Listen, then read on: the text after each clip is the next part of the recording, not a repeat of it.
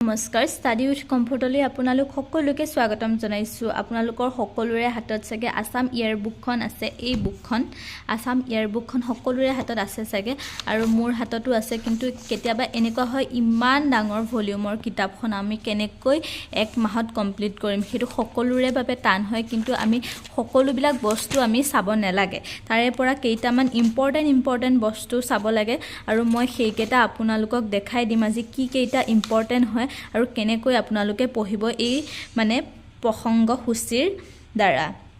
আপোনালোকে ফাৰ্ষ্টে এখন উলিয়াই লওক আসাম ইয়াৰ বুকখন যাৰ যাৰ আছে। আৰু আসাম ইয়াৰ বুকত আপোনালোকে কি পইণ্ট পঢ়িব জানেনে? ফাৰ্ষ্ট আমাৰ প্ৰস্তাৱনা আছে, আৰু তাৰপিছত বিশেষ লিখা আছে, তাৰপিছত অসম আছে, তাৰপিছত কৰোণা অতিমাৰী আৰু অসম অলিম্পিক আৰু অসম জন্ম।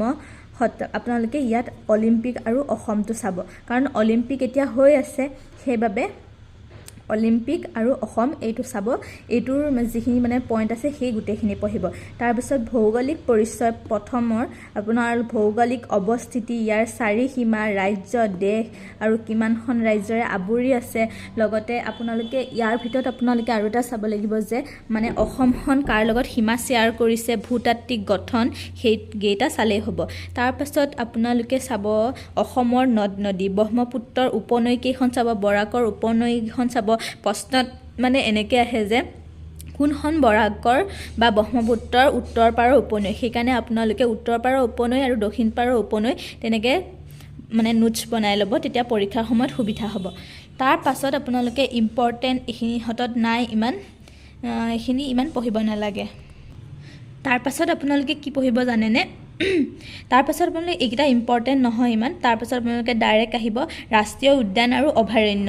81 পেজত আছে ৰাষ্ট্ৰীয় উদ্যান। আপোনালোকে কাজিৰঙা ৰাষ্ট্ৰীয় উদ্যান, মানাহ ৰাষ্ট্ৰীয় উদ্যান, ওৰাং ৰাষ্ট্ৰীয়, ডিব্ৰু চৈখোৱা, ৰায়মনা, গোটেইকেইখন আপোনালোকে ভালকৈ চাব। তাত কোনটো জীৱৰ বাবে বিখ্যাত, কোনখন ৰাষ্ট্ৰীয় উদ্যান, লগতে আমাৰ অসমৰ যিকেইখন অভয়াৰণ্য আছে গোটেইকেইখন অভয়াৰণ্য কোনখন জিলাত আছে, যিকেইখন মানে ইম্পৰ্টেণ্ট হয়, লগতে যিকেইখনত মানে ইম্পৰ্টেণ্ট বন্যপ্ৰাণী পোৱা যায় সেইকেইখন মানে আপোনালোকে ভালকৈ চাব। তাৰপাছত সেইকেইটা ইম্পৰ্টেণ্ট ৰাষ্ট্ৰীয় উদ্যান আৰু অভয়াৰণ্য, তাৰপিছত বাকীকেইটা ইম্পৰ্টেণ্ট নহয়, এইকেইটা নাচালেও হ'ব। তাৰপাছত আপোনালোকে চাব জনসংখ্যা, জনবসতিৰ ঘনত্ব, পুৰুষ আৰু মহিলা। কাৰণ এইটো কিয় চাব কৈছোঁ, কাৰণ 2011 চনত আমাৰ লোকপিয়ল অনুসৰি আমাৰ পুৰুষ আৰু মহিলাৰ সাক্ষৰতাৰ হাৰ, সেইটো কুৱেশ্যনত বহুত আহি থাকে। তেনেকুৱা কুৱেশ্যনবিলাক আপোনালোকে চাব, ইয়াত আছে।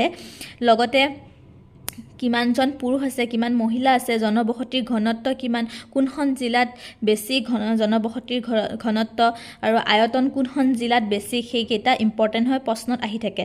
আৰু আপোনালোকেও নিশ্চয় জানে, সেইবাবে এইবিলাক চাই পেলাই মানে সময় নষ্ট কৰিব নালাগে, কাৰণ সময় বহুত কম। সেইবাবে এমাহত আমি প্ৰিপেৰেশ্যন কৰিব লাগিব, সেইকাৰণে এইটো হৈছে ইম্পৰ্টেণ্ট। তাৰ পাছত আপোনালোকে সাক্ষৰতা চাব, সেইটো ক'লোৱে মই, মেল ফিমেল কেনেকুৱা কি সাক্ষৰতা সেইটো চাব।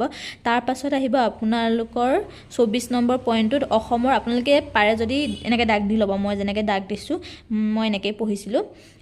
তাৰপাছত আপোনালোকে চাব অসমৰ কেইটামান জনজাতি মানে সাজপাৰ চাব, প্ৰধান উৎসৱ চাব সিহঁতৰ, যেনেকৈ আমাৰ অসমৰ এইকেইটা ইম্পৰ্টেণ্ট হয়, কাৰ্বি, গাৰো, চুতীয়া, ডিমাচা, তিৱা। বেছিকৈ তিৱাটো বহুত আহি থাকে, লগতে কাৰ্বি আহি থাকে, আৰু আপোনাৰ বড়ো আহে, দেউৰী আহে। এইকেইটা ইম্পৰ্টেণ্ট হয়, এইকেইটাৰ বিষয়ে মানে আপোনালোকে পূৰা পঢ়িব। লগতে মিচিং আৰু ৰাভাও ইম্পৰ্টেণ্ট হয়।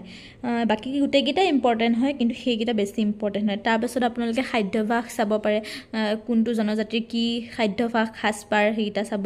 তাৰপাছত এইকেইটা চাব নালাগে ইমান। তাৰপিছত উৎসৱ অনুষ্ঠান চাব, ধৰ্মীয় অনুষ্ঠান, মানে ডেট থাকে ন, যেনেকৈ মেডাম মেফি কোনটো পালন কৰা হয়, তাৰপিছত শংকৰদেৱৰ জন্ম উৎসৱ, তেনেকুৱা ধৰ্মীয় উৎসৱবিলাক তেনেকৈ চাব। তাৰপিছত আপোনালোকে ডাইৰেক্ট চাব অসম বুৰঞ্জীটো গোটেইখিনি আপোনালোকে সাৰমৰ্মটো জানিবই লাগিব, মানে ক'ৰ পৰা কি কুৱেশ্যন আহে সেইটো গম পোৱা নাযায়। সেইবাবে গোটেইকেইটা যিকেইটা পইণ্ট আছে গোটেইকেইটা আপোনালোকে মানে থ্ৰ'লি পঢ়ি যাব, যাতে কনচেপ্টটো ক্লিয়াৰ হয়, যাতে কেতিয়াবা মানে পাহৰি গ'লেও মানে আইডিয়া কৰি আপোনালোকে লগাব পাৰে। ইয়াৰে ভিতৰত চবতছে ইম্পৰ্টেণ্ট আহোম ৰাজত্ব ইংৰাজৰ ৰাজত্ব এইকেইটা ইম্পৰ্টেণ্ট হয় আৰু জৰুৰীকালী শাসন এইটো ইম্পৰ্টেণ্ট হয় চাব সেইটো তাৰ পাছত আহিব যুদ্ধ বিগ্ৰহ আন্দোলন বিদ্ৰোহ বহিৰাগত আক্ৰমণত চাব মোৱামৰীয়া বিদ্ৰোহ লতাকাটা ৰণ তাৰপিছত মীৰ জুমলাৰ অসম আক্ৰমণ ইম্পৰ্টেণ্ট হয় তাৰপিছত দন্দুৱা দুহ মহগড়ৰ ৰণ মানৰ আক্ৰমণ কেইবাৰ হৈছিল 3বাৰ হৈছিল সেইকেইটা চাব ইয়াৰকেইটা চাব শৰাইঘাটৰ ৰণ ইটাখুলি ৰণ শেষ ৰণ ইটাখুলি ৰণ তাৰপিছত মীৰ জুমলাৰ অসম আক্ৰমণ এইখিনি ইম্পৰ্টেণ্ট হয় এইখিনি আপোনালোকে এবাৰ পঢ়িবই লাগিব কি কুৱেশ্যন আহে ঠিক নাই আৰু এবাৰটো নিগেটিভ মাৰ্কিঙো আছে সেইবাবে চব মানে সাৱধান হ'ব লাগিব আন্দাজি মানে টুক্কা মাৰিলেও মানে এবাৰ কামত নাহিব পাৰে সেইবাবে আপোনালোকে ভালকৈ থ্ৰলি পঢ়িব লাগিব তাৰ পাছত আপোনালোকৰ আহিব সন্ধি আৰু চুক্তি এইটো বহুত ইম্পৰ্টেণ্ট হয় লগতে ঘিলাজাৰী ঘাটৰ চুক্তি ইয়াণ্ডাবু চুক্তি অসম চুক্তি বড়ো চুক্তি মাজুলীৰ সন্ধি এইকেইটা ইম্পৰ্টেণ্ট হয় আপোনালোকে গোটেইকেইটাই চাব লাগিব তাৰ পাছত বিদেশী পৰিব্ৰাজক টোকাইটো চাব নালাগে তাৰপিছত আপোনালোকৰ ৰাজ্যিক প্ৰতীক চিহ্নবিলাক চাব পশু কি পক্ষী কি ফুল কি বৃক্ষ কি জলজ পশুটো নাহে বিশেষকৈ বৃক্ষ ফুল গীত পক্ষী পশু এনেকুৱা আহিব তাৰ পাছত ইম্পৰ্টেণ্ট ৰাজ্যপাল চাব আপোনালোকে মুখ্যমন্ত্ৰী চাব মন্ত্ৰী পৰিষদ চাব তাৰপিছত স্থানীয় শাসন চাব স্থানীয় শাসনৰ ওপৰত খুবেই ইম্পৰ্টেণ্ট এটা হ'লেও এটা কুৱেশ্যন আহিবই পাৰে পঞ্চায়তৰ ওপৰত নহ'লে জিলা পৰিষদৰ ওপৰত এমেণ্ডমেণ্টবিলাক আহিব পাৰে তাৰ পাছত আপোনালোকে গুৱাহাটী উচ্চ ন্যায়ালয় চাব তাৰপিছত গ্ৰাম্য স্বায়ত্ত শাসন চাব ষষ্ঠ অনুসূচীটো বহুত ইম্পৰ্টেণ্ট হয় এইটো বহুত চাব মানে ডিপলি চাব ভিতৰত মানে যিবিলাক বড়োলেণ্ড টেৰিটৰিয়েল এৰিয়াবিলাক থাকে কোনবিলাকক দিয়ে ষষ্ঠ অনুসূচীৰ আণ্ডাৰত সেইবিলাক চাব তাৰপিছত লোকসেৱা আয়োগ চাব তাৰপিছত এইখিনি ইমান ইম্পৰ্টেণ্ট নহয় বাৰু তাৰপাছত আপোনালোকে পৰিবহণ আৰু যাতায়াতৰ ওপৰত চাব 48 নম্বৰত আছে তাৰপাছত আপোনালোকে যোগাযোগ ব্যৱস্থা চাব কেতিয়া ডাক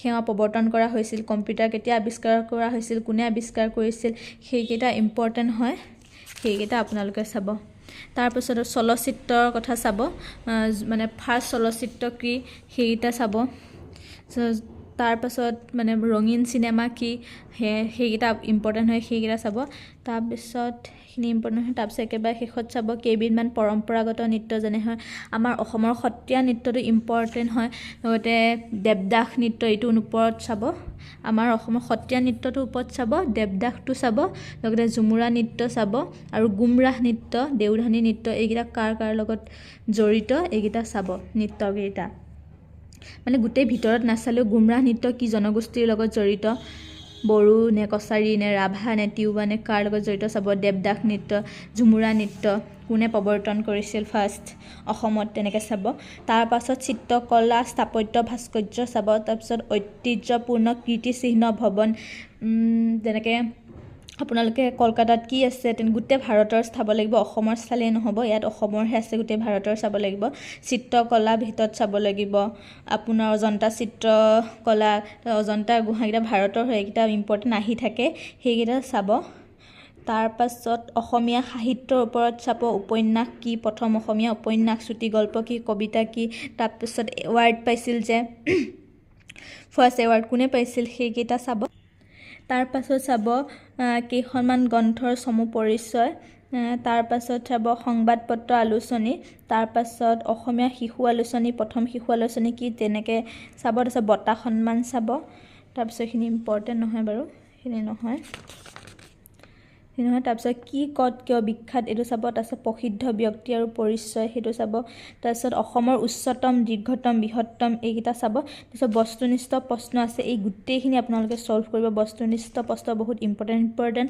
প্ৰশ্ন দিছে তাৰ পাছত অসমৰ ক'ত কি আছে সেইটো চাব তাৰপিছত কাক কি বুলি কোৱা হয় ছদ্মনাম এইবিলাক চাব অসমৰ প্ৰথম অসমীয়া কোন সেইবোৰ চাব তাৰপিছত অসম চৰকাৰৰ বিভাগসমূহ সাংসদ মানে কিমানজন চিলেক্ট হয় লোকসভাত ৰাজ্যসভাত সেইখিনি ইম্পৰ্টেণ্ট হয় কাৰণ এতিয়া লোকসভাৰ ইলেকশ্যন হৈ গৈছে লোকসভাৰ ওপৰত এটা হ'লে এটা কুৱেশ্যন পাবই লগতে ৰাজ্যপাল নতুনকৈ চিলেকশ্যন হৈছে আমাৰ অসমৰ পৰা এজন ৰাজ্যপাল চিলেকশ্যন হৈছে ক'লে হৈছে ছত্তীশগড় মানে কোন হৈছে সেইবিলাক আপোনালোকে চাব যিবিলাক কাৰেণ্ট নিউজ চলি আছে তাৰপিছত আপোনালোকে চাব ঘটনা বাবে এইখিনি চাব নালাগে তাৰপিছত আপোনালোকে শেষত চাব অসম চৰকাৰ আৰু সাংসদসকল সেই ৰাজ্যসভা লোকসভাৰ কিমান চিট আছে সেইখিনি চাব এইখিনিয়ে ইম্পৰ্টেণ্ট হয় বাকী আপোনালোকে নিশ্চয় ভিডিঅ'টো চাই ভাল পালে লগতে কেনেকৈ পঢ়িব আসাম ইয়াৰ বুকখন মই এটা আইডিয়া দিলোঁ যদি ভাল পায় তেনেহ'লে লাইক কৰিব আজিলৈ ভিডিঅ'টো ইমানেই থেংক ইউ